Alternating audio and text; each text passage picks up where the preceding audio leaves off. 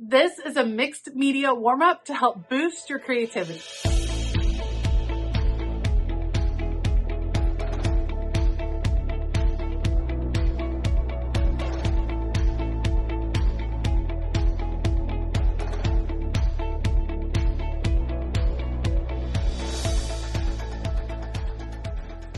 Hey y'all, I'm Elisa, the Scrappy Wife behind ScrappyWife.com, and today I want to have a little mixed media warm-up. Think of it as a little mixed media playtime, and the goal of this playtime is to just kind of get your hands dirty, to see what you can create, to play with textures. It is not to create a finished product. That is super important, and that is a big permission slip that I am giving from me to you. You do not have to create a finished page, a finished product of any sort. What you're going to do is have fun with mixed media supplies. I thought for a change, we'd do this video a little bit differently. We're going to do it in real time, meaning I'm not going to do a voiceover. I'm just going to show you how sometimes I like to start and play to kind of get the creative wheels turning. All right, let's go. Okay, before we start, let's talk about what do I mean by mixed media. Mixed media is basically mixing a variety of mediums that you can use for crafting, for art journaling, just any kind of thing. So to me, what mixed media means is inks and sprays and paints and gesso and texture and collage. It can mean a whole big variety of things. And it is one of those things I think people see beautiful mixed media pieces on Pinterest, on Instagram, in Facebook groups, and they think I can't possibly do that. And I definitely was one of those people. What I have found as someone that is not a trained artist, as someone that really hasn't had a lot of classes on mixed media, is that the more I play with it, the more I enjoy it, and I'm able to let go of the need for a beautiful Pinterest perfect page. I just have fun creating, and it starts to make me look at other crafting that I'm doing in a different way. It is so fun to play with, and that's what we're going to do today. So what have I pulled out? I have this bin of all of these random supplies. I specifically wanted a few of my spatulas. That was a goal. I thought my brayer tool may come in handy as well. This is a stencil tool. I don't know that I'm going to use it because I think I'll save it for stenciling. I also have some different brushes in here, a lot of different tools right there. I picked out a bunch of different sprays. Now, I stuck with one color family because I did want things to kind of go together, but I went with a few different sprays. First of all, let me find them. The Distress Oxide sprays. These are some of my favorites. Then we have the Dina Wakley Gloss sprays. These are kind of temperamental. They cause some issues sometimes because they like to clog up in their nozzles, but they're still fun to play with. Then I also picked out these shimmer sprays. I think Tim Holtz also has new shimmer spray. So these are Dilution shimmer sprays. Love them. And besides sprays, I picked up some acrylic paint. Now, I said I stuck with one color family.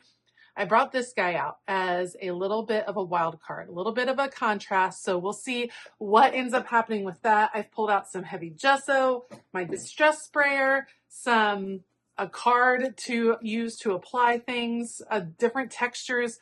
That's what I pulled out. I kind of just went random, and the idea is to just start playing. I thought I would turn on the camera, bring you guys along with me.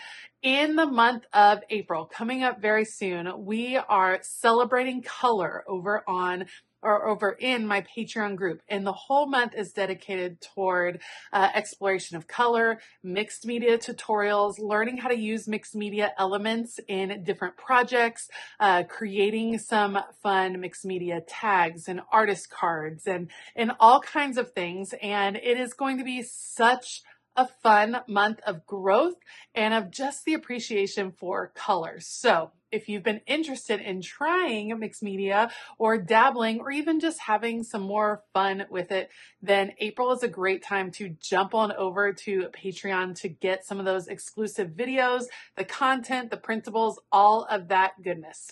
All right, let's start playing.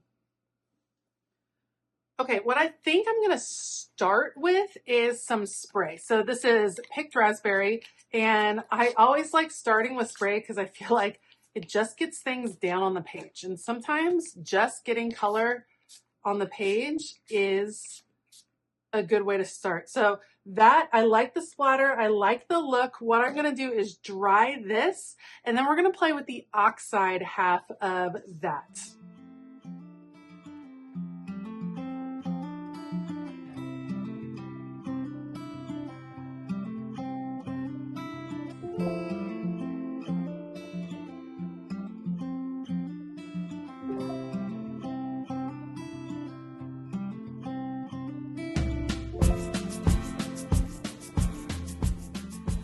What makes all distress products so fun to play with is the oxidation process with any of the distress oxides. So this is my distress sprayer. I'm gonna just do some rather thick water droplets, and you can see as you do see how it starts oxidizing on here, and you get a different look, a different texture, which is so cool. Like it just changes the look completely, which I absolutely adore.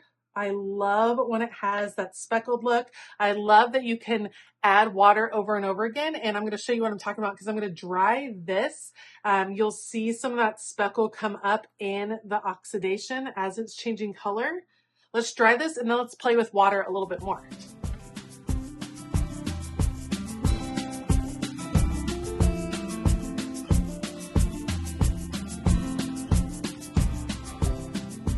Okay, let's play with water even more. I'm just gonna put a bunch of water here at the top and look at the droplets. Oops, there we go. Look at the droplets kind of running down and around. One of my favorite things to do is to have that water running down the page. Yes, you get a mess underneath, but look at the finished product right there. Love, love, love the effect. Let's get this dry and then keep going.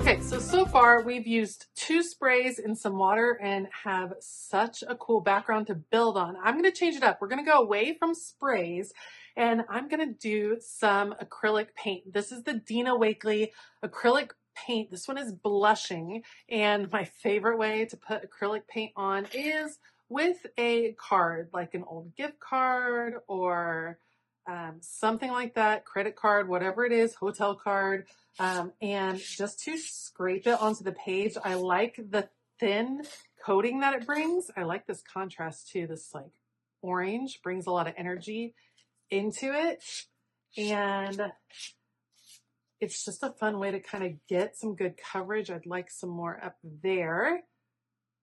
And really, you could just play with just scraping. I call this the scraping method, just scraping paints onto your page. You don't have to just use a card though either. You have different tools like spatulas and things like that that can come on as well. You can just bring in a little bit onto the spatula, or you can have it in a separate dish as well. That works too. Whoa, maybe got a little crazy. So let's play with this one.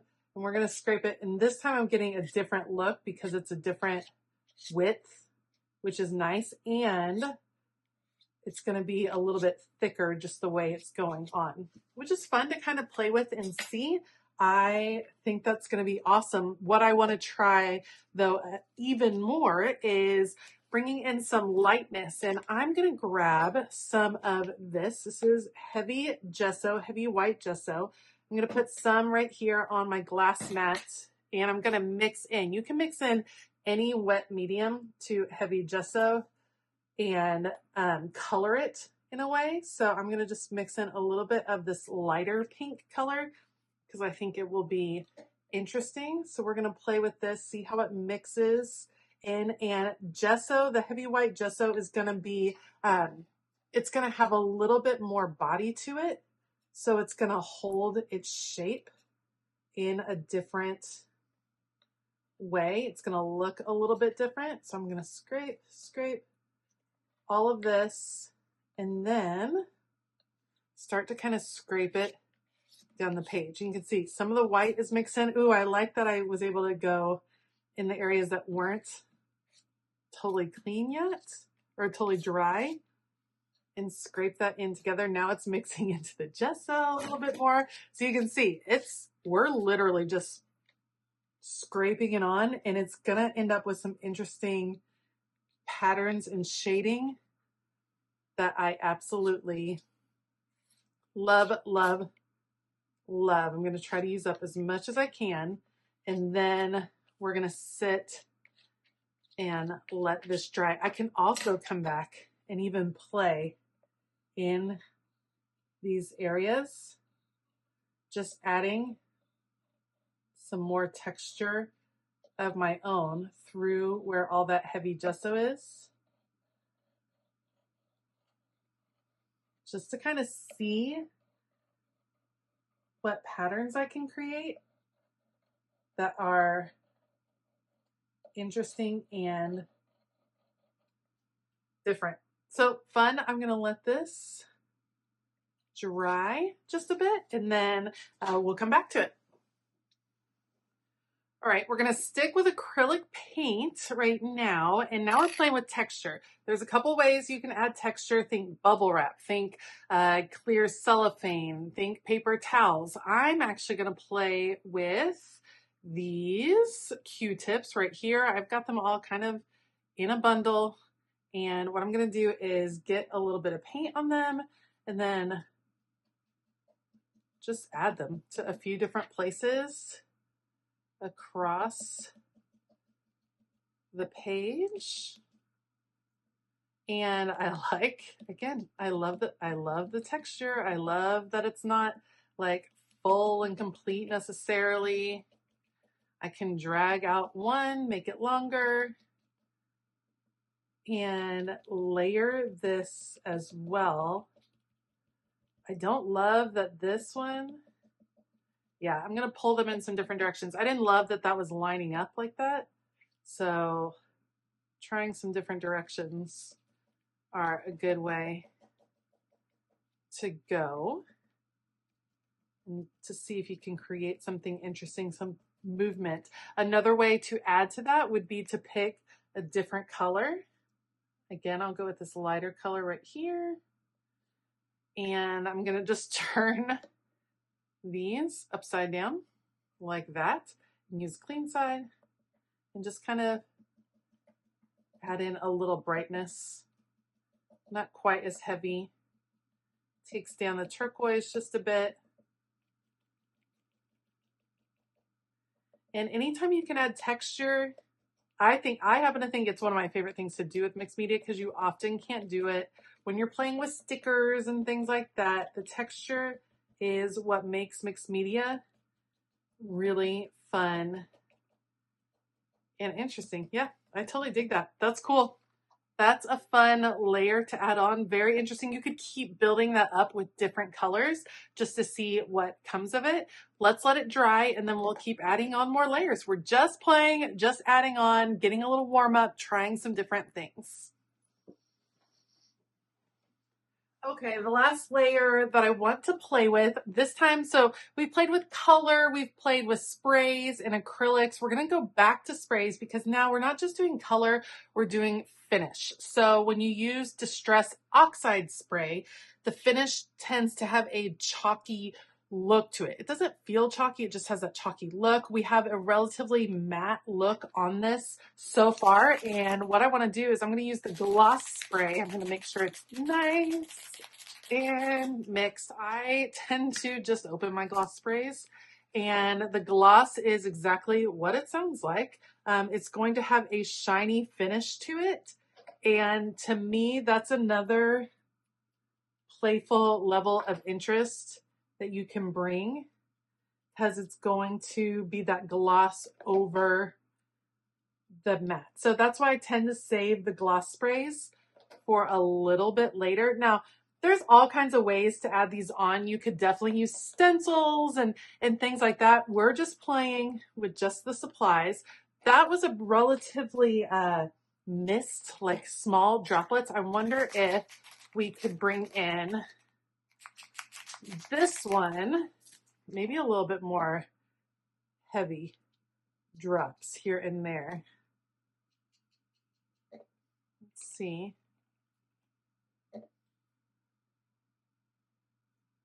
Maybe we can just, I don't know if it'll spray or not. Yeah, they tend to not. Something with the gloss sprays, they just always tend to get a little bit clogged. It's a mess for sure. I'm going to go a little bit heavier on this one, and I just really like the shine that comes from it. All right, let me let this dry, and then we can see the difference between the matte and the gloss.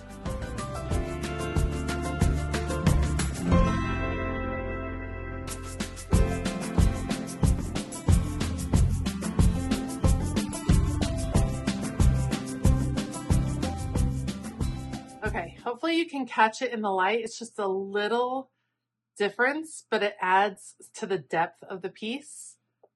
So cool. Okay, the last one I want to do is a little bit of shimmer spray. Again, we're talking about different finishes with the shimmer sprays. You want to make sure all of it gets all mixed back in. And we're going to bring the shimmer. I'm going to focus, obviously, on the edge. Yes, it's messy. No, I don't mind. I love that. And I'm actually going to take my towel, since we have it all here. Can it be blotted a little bit more? My hope is that it just brings a little darkness to the edges, but actually I don't mind it in the middle either.